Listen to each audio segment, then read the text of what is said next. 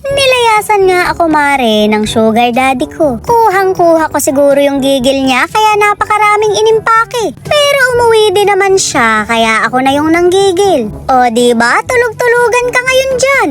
Ako na naman ang magbabalik ng mga kinuha mong damit, syuta ka. Isang araw nga siyang naglayas kaya nagbabawi siguro ng tulog. Shoota mare, napagkabait ko tuloy ngayon. Ring at tanghali pa lang, pinaliguan ko na yung bebe ko. Napakain ko na rin yan at napainom ng gatas. Mahirap na mare, baka madagdagan pa yung gigil sa akin.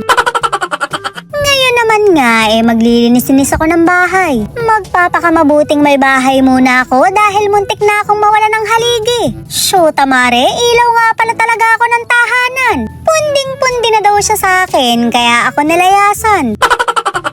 Grabe ka naman kasi, hindi ka na mabiro. Nagluto lang naman ako ng tinolang panabong, napikon ka na. Pinagdadamot mo pa yung manok mo, napakatigas naman ang laman. Shoota mare, napagkadami palang inimpake. Masyado siguro yung naging pika niya, kaya tinangay na halos lahat ng mga damit. At least, alam kong hindi ako nagkulang. Mare, sumusobra na kasi ko.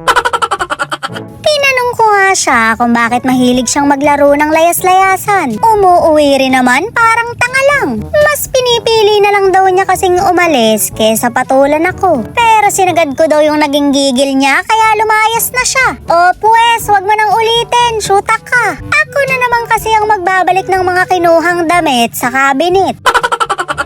Manggigigil na nga sana ako pero kabad akong natawa. Sa dinami-dami kasi ng binaon niyang damit, isa lang yung brief niya. Shoota mare, nagkakanda bacon pa.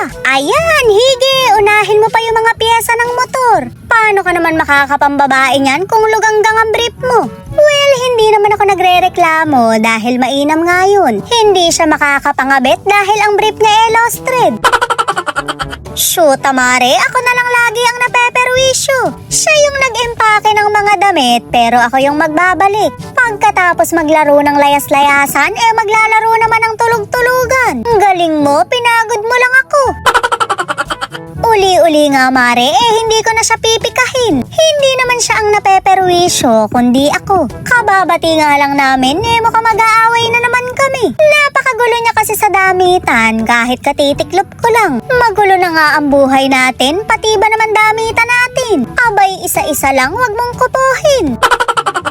Nakaraos na nga ako, kaya itatago ko na yung maleta. Para sa susunod na paglalayas niya, wala na siyang paglalagyan. Mahilig kang mag-al sa balutan, o pues, ilagay mo ngayon sa sako. Tingnan ko na lang kung hindi ka pagtinginan ng mga tao. Pamali-maleta ka pa, sa farm ka lang naman pupunta. Magsama kayo ng mga manok mo, shoota ka. Pero seryoso mga mare, pinauwi ko na talaga siya.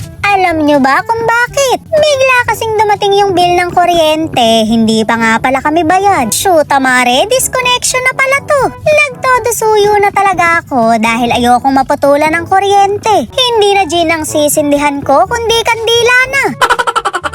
Oh bebe, etong sayo. Alam mo naman na hindi ko kayang wala ka dito sa bahay. Bayaran mo na yan kung ayaw mong ako mag-impake ng mga damit mo.